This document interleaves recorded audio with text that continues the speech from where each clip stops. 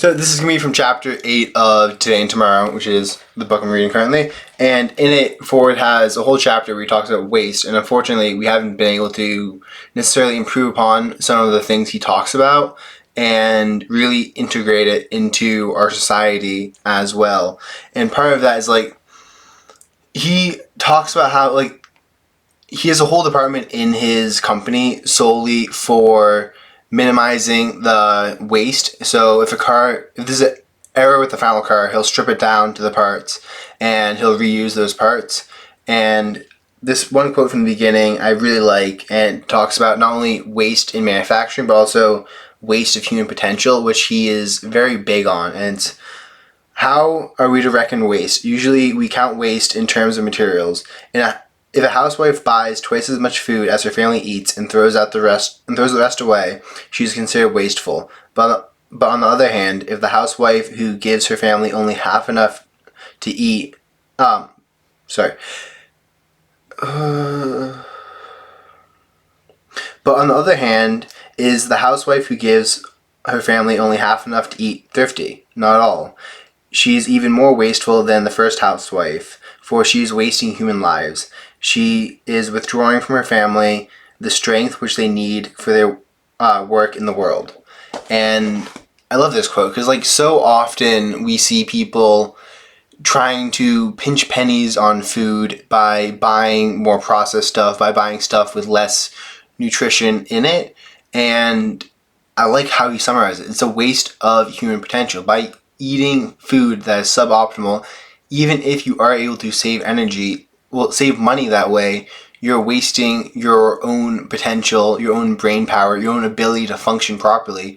And one of the biggest trends that you'll see is people, when they try to live this way and save money up front on food, eventually it catches up to them and you wind up having a bunch of medical expenses accumulate towards the end of their life.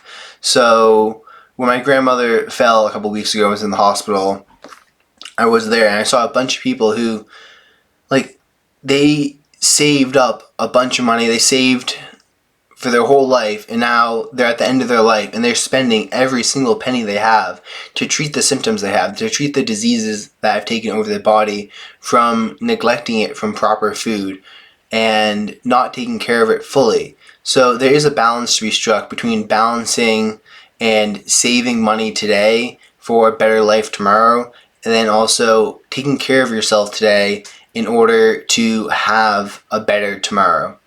And this is only balance that can be found through experimentation, but I highly recommend you do not try to pinch pennies when it comes to your own nutrition and yourself. I mean, taking care of yourself, valuing yourself is a great thing to do. And if you are in a situation where money is tight, there are things to consider. There's always creative ways to go about stuff. There's always growing your own food. There's always going to stores or going to farmers markets or even contacting farms and buying crops that are what they would consider to be slightly damaged or not necessarily store pretty.